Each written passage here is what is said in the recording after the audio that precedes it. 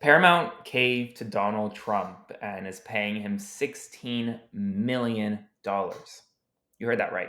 Another day, another media organization caving to Donald Trump over really nothing because Paramount and CBS did nothing wrong. Meanwhile, Mother Nature is not a fan of the Republican budget bill, and right now, House Republican leadership, who wanted to start votes this morning in literally 5 minutes, are facing attendance issues because weather delays and cancellations are forcing members across the country to find different ways to get to Washington, D.C. Now, let's start with the Paramount situation. So, Paramount overnight agreed to settle a $16 million lawsuit with Donald Trump over what Donald Trump alleges to be bad faith on Paramount's part when airing the 60 Minutes Kamala Harris interview back in October of 2024. Trump said that Paramount impermissibly gave essentially, or 60 Minutes gave Kamala Harris's campaign a impermissible boost because they edited the interview a little bit. Well, they didn't edit any parts out specifically that harmed or hurt Kamala Harris. And so a lot of legal experts, including myself, looked at this case and really thought of it as a nothing burger. But now Paramount decided to still cave nonetheless and pay $16 million, which will all go to the Trump Presidential Library Foundation. None of it will go to him directly. It'll go to the Library Foundation. Before I continue, please consider supporting my work by subscribing to my Substack, by clicking the button below, or sending a one-time donation via Venmo to Aaron-Parnas. Now, the Freedom of the Press Foundation is condemning the settlement with Trump, calling it, quote, spineless, saying that it's a move that insults the First Amendment and undermines press freedom, labeling it a dark day for Paramount and for journalism. Now, we do want to take a step back and think about why would Paramount do this?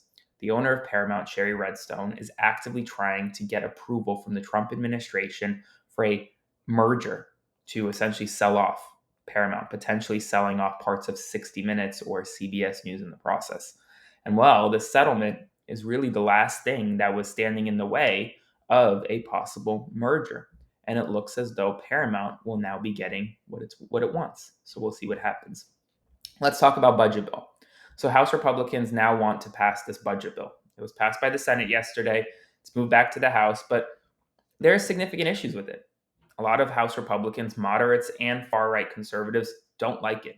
The moderates, like David Valadao, don't like it because it cuts too much Medicaid. The conservatives, like Ralph Northam from South Carolina, don't like it. Why? Or Ralph Norman, because it doesn't cut enough. And so you have a revolt from the center and a revolt from the right. And right now, up to 20 House Republicans may vote against this bill. Right now, Johnson does not have the votes. Obviously, it may change. It probably will change. House Republicans have this knack of yelling at each other and then falling in line at the end. But Johnson can only lose 3 votes. And right now, because of weather issues, they are having attendance issues in the House of Representatives. And so while votes were supposed to theoretically start as soon as 9 a.m. today, they look like they're going to be delayed a little bit. And according to the Congressional Budget Office, which is a nonpartisan office, at least 17 million Americans now stand to lose their health insurance if this bill passes, largely due to the Medicaid cuts, but also due to expirations of the Affordable Care Act marketplace subsidies. In non-budget bill news, CNN is now reporting that Trump's 30-year-old nominee to lead the Office of Special Counsel shared a 9/11 conspiracy theory video featuring Alex Jones, promoted content from Holocaust denier Nick Fuentes, and argued that straight white men are the most intelligent group and should be prioritized in education. Legally mandated U.S. national climate assessments have vanished from federal websites, making it harder for the public and local governments to now access critical climate impact data. The White House claims the data will now be housed at NASA, but no timeline was provided in terms of when it's going to be released to the public. A federal judge has blocked the Trump administration's attempt to end deportation protections and work permits for nearly 521,000 Haitian immigrants currently living in the United States under President Biden's temporary protected status. A new study estimates that USAID saved 92 million lives from 2001 to 2021. Now USAID is gone. And Iran's president, according to the Associated Press, has reportedly ordered a suspension of cooperation with the International Atomic Energy Agency. That's all the news right now. Let's see if it's going to be a busy news day or not with this budget bill. I'll provide you updates every step of the way, so consider supporting my work by subscribing or sending a donation via Venmo to Aaron Parnas, and I'll see you this evening.